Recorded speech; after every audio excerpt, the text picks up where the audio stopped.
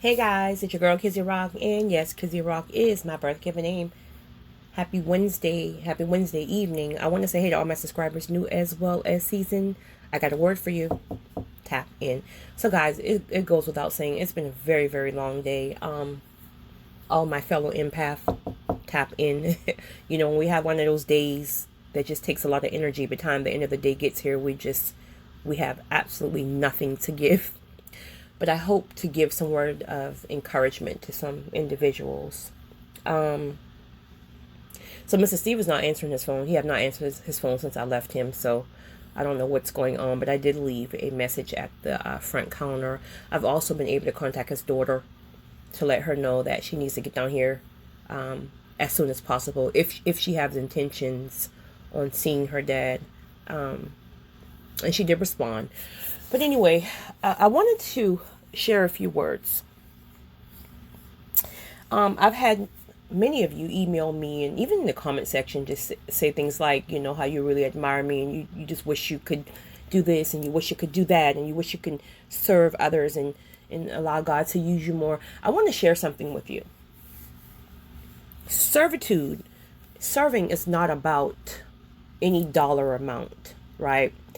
We can take Mr. Steve, for example, which Mr. Steve is just one out of, I can't tell you guys how many assignments I've had and a few that I currently have other than Mr. Steve, other than Mr. Steve. Mr. Steve just wanted to meet you guys because I would always tell him about you. So that's why you saw him. But never, ever will I ever put anybody who I'm helping on YouTube. But he was adamant about meeting you guys when he knew that there were, I think, 3 of you who planted seeds to help with his groceries and things like that. But anyway, I want to share this with you. Anything that you're called to do, God will always pay for it. Because it's not about you, right? He give you the fruit to be fruitful to others. So it's not like he will call you to do something and then he won't cover it, or that you will be struggling and try to make it happen. No. So, and even if you are not able to afford putting a homeless individual up under shelter, a smile, because they're already being judged anyway, right? No one wants to deal with them. So a smile, a cup of coffee, can I buy you breakfast? Just words, letting them know, hey, God haven't forgotten about you, and so on. The small things matter. So please don't ever discount yourself or allow anyone to make you think like because you may be in the down season and you may not have much, that there's not a lot you can do. Sometimes it's the words. The words is way more than what you can do. Most of my assignments are more about words. They're not about putting people in having helping people with shelter. That's very rare. Usually it is more about words and pouring into people.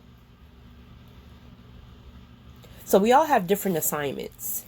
So make sure you're tapping into your purpose and your calling, because God will always fund whatever he called you to do. Now, I've been in healthcare for a very long time, right? So this is aligned with my line of work. But Mr. Steve, of course, is not within my company. This is completely separate. Something that was very unpredictable, when I met him. But my point is, I have, massive amounts of experience in this area. But what I will say is this right here. It never, ever gets easy towards the end. Never.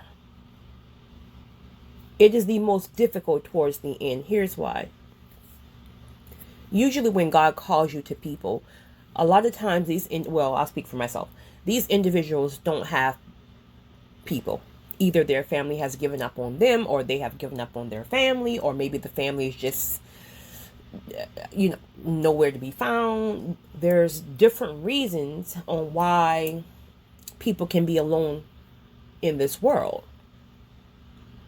Ding, ding, ding, ding. For those of you who only want children, and I've heard people say this, who only want children because you don't want to be alone at the end of your life. Listen, I got patients who got 3 4 or 5 plus children and have transitioned without any of those children. So please don't go popping out babies just because you want somebody to be with you at the end of your life, because it doesn't always work like that, right? Okay.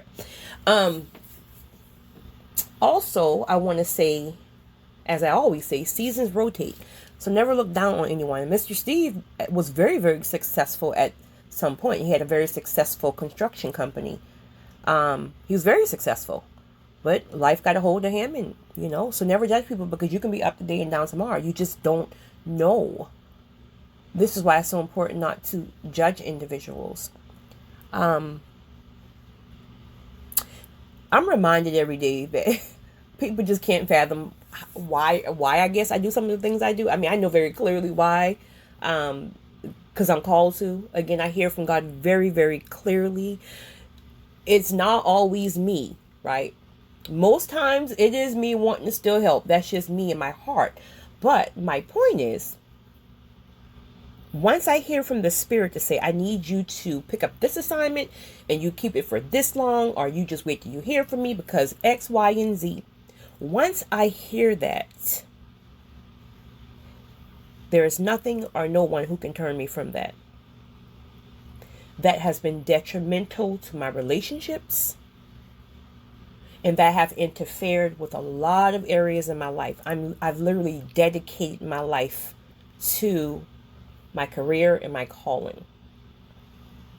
And a lot of people will not understand your calling. They're really not supposed to. It's not their calling, so they're not going to get it. Right? They're not going to get it.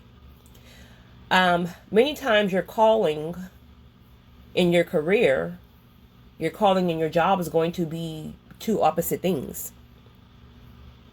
Many times, if not most. I happen to be one of the people that they mix and mingle at times, because 90% of my patients don't have, people in their lives like that, without me and my staff, right? And that still leaves that void, because everybody wants family, everybody wants to be loved, right? So to be able to still take my purpose and my calling and my gifts to pour into them and love them back to life, then you see how my gifts can still mingle with my career. But that's not for a lot of people. Sometimes it's completely separate. The two have nothing to do with one or the other. And it doesn't matter how good you are or how gifted you are in whatever your job is. A lot of times your purpose don't even have anything to do with that thing. It just means you do it well, and you love what you do and whatever, but it doesn't mean it's your gift and your calling. But no matter how long I've been doing it, it's never easy. It's never ever easy at the end. Mind you, you are with individuals in their most vulnerable moments, times when they're afraid, right? Times when they feel they have nobody. And it's a rule of thumb, in healthcare, that you don't get close, quote unquote, you don't get close to your patients. How can you not? Now, if you're working in hospitals and things like that, that's easier, because you're kind of just, you're rotating people, you're rotating shifts. So you're in and out rooms. You don't even have time to really get close to anybody like that, right? Even with hospice, which I work very close to hospice at times, but even with hospice, a lot of times the patients are already on their way out. So you don't even have enough time to get super bonded with them, right? And then even with a lot of the hospice workers too, sometimes they're already mentally prepared to know what's going to happen. But when you have an individual and you don't see that thing coming, and then boom, they get diagnosed with a cancer or something like that, and then they start to decline, that's heavy. And of course, that's not the case with Mr. Steve, because when I first met him, I knew he had stage 4 cancer when I first met him. Now, here's the thing. People who are not called to certain things, again, they can't get it. They can't understand it. They can't grasp how it makes any sense. And again, I promise you, sometimes it don't make any sense to me either. But it's not about what makes sense to me. It's about me having to be obedient to what God has said to me. So we're going to use Mr. Steve, for example. Even though Mr. Steve is just one of the many assignments that I've had. And most of them have not been financial assignments. Most of them truly were just pouring in and loving people back to life, back to God type of thing. Mr. Steve just happens to be homeless. So this is the first individual who I've had, homeless individual who I've had an encounter with. So again, I was going to a store, made a wrong turn, so I thought, found a man halfway frozen to death, trying to stay warm with God knows what it was, plastic bag or something, I don't even know.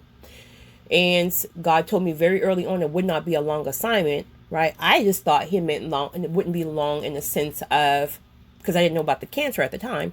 So I thought the download of it not being a long assignment was more about, I'm going to have you, put him in a hotel for a couple of nights, and then I'll, have someone, his family, the state, whatever, to pick up from there. But now I know it was more about it being a short-term assignment because, his time was short here on earth. So all I know, but I heard very clearly from God that said, my goal was to not allow him to freeze to death, nor to starve to death. Period. That's it.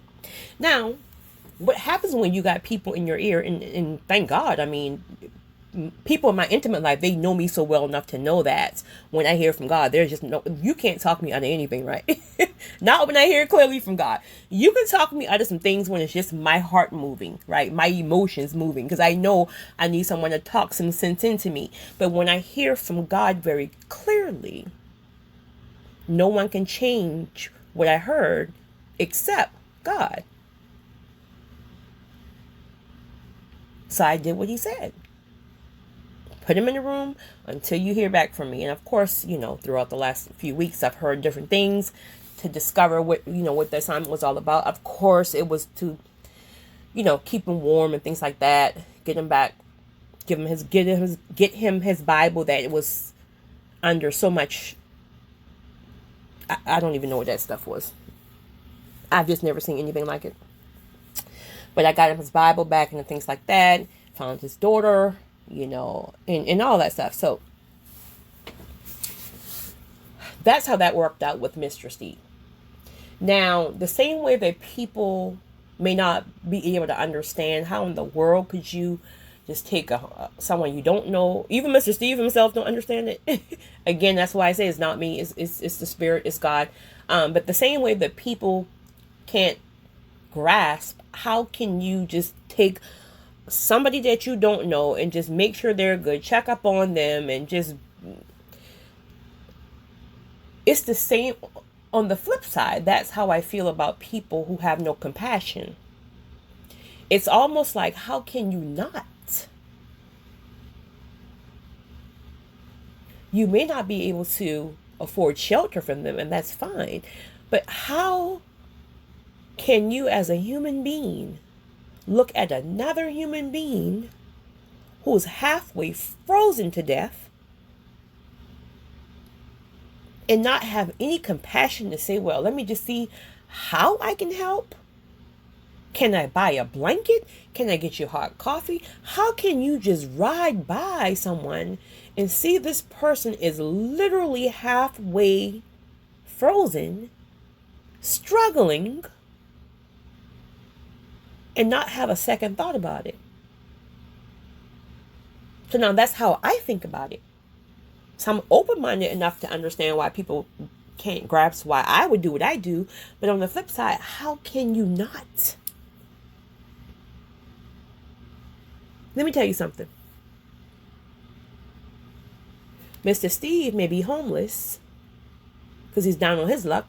He may struggle with addiction. But I've had plenty, not several, plenty of clients who were multi-millionaires. And guess what? At the end of their life, and for their transition,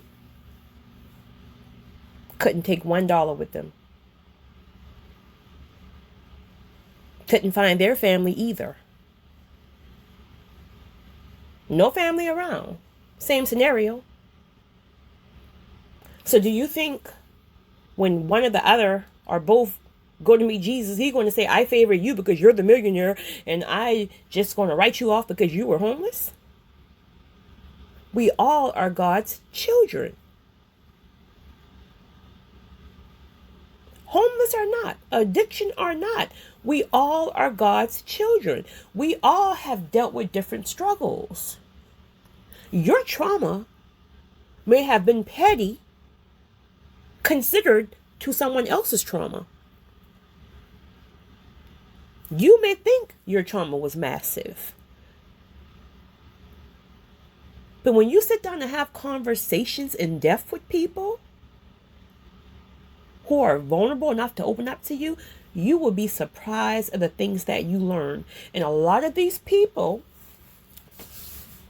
started drinking, started smoking weed, whatever they do, prescription pills or whatever, simply to mask the pain of trauma. Never in their mind thinking, I want to be an addict, I want to be homeless. No. It was all about masking that pain and that trauma because they didn't know how to get rid of it. And before you know it, they've masked it so long that now their body became chemically dependent on that drug, on that alcohol. And once it becomes chemically independent, whole different ballgame. Demons multiply, which then cause them to want to drink more, smoke more. And it spirals out of control and they don't know how to get back. And now you got people looking at them, judging them, calling them bum, calling them crackhead, calling them this, calling them that. Okay, so now you're hearing more. I mean, you're already down on yourself. I mean, you already know you're struggling. You already know that you're quote unquote a failure when it comes down to society terms. And now you got people in family, the one who's supposed to love you the most, who is literally, and I'm not saying that, no, you hold their hand and you let them think that their addiction is great. No. But sometimes you don't just write people off. Sometimes you have to write certain people off. But think about if somebody wrote you off when you were at your lowest.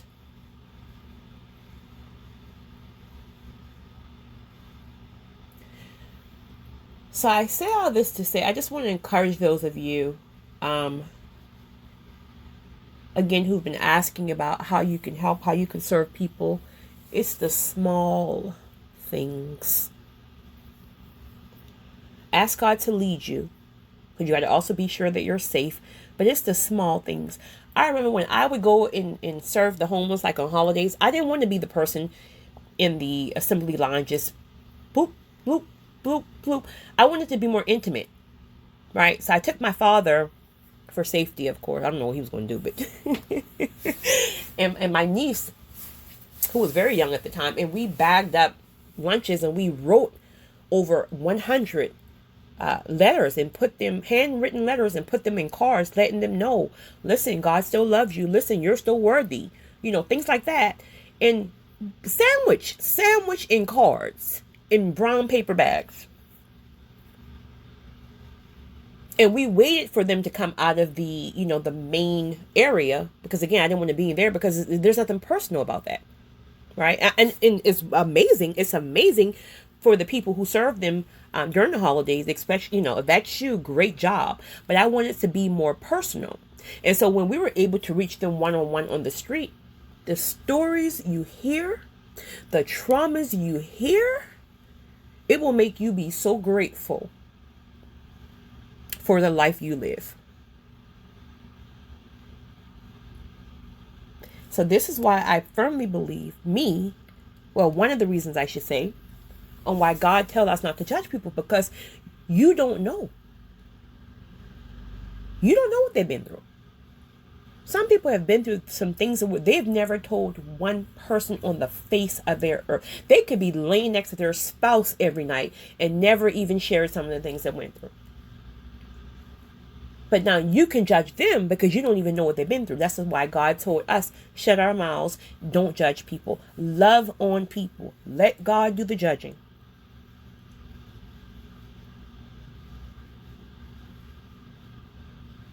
So I just wanted to share that. And I just wanted to say again, and to the other person who emailed me, sis, like I said earlier, everybody have a different calling. So don't ever compare your calling to someone else, or don't feel like, your calling is not as this and not. It's really not about that. It's about making sure that you are in the will of God first and foremost.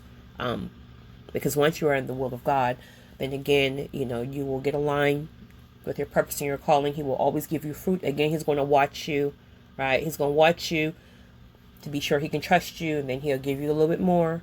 Then he'll watch you to make sure he can trust you. He'll give you a little bit more, and then before you know it, you're able to help, more and more people in more extensive ways. So that's really what it's about, as long as God can trust you. So guys, I'm drained, but please keep Mr. Steve in your prayers. Yeah, I don't know what's up with him, but it's well with my soul, because it's well with his soul, and of course God first and foremost. But okay, it was an honor to serve him. It's an honor to serve him. You guys have a great one. It's your girl, Kizzy Rock.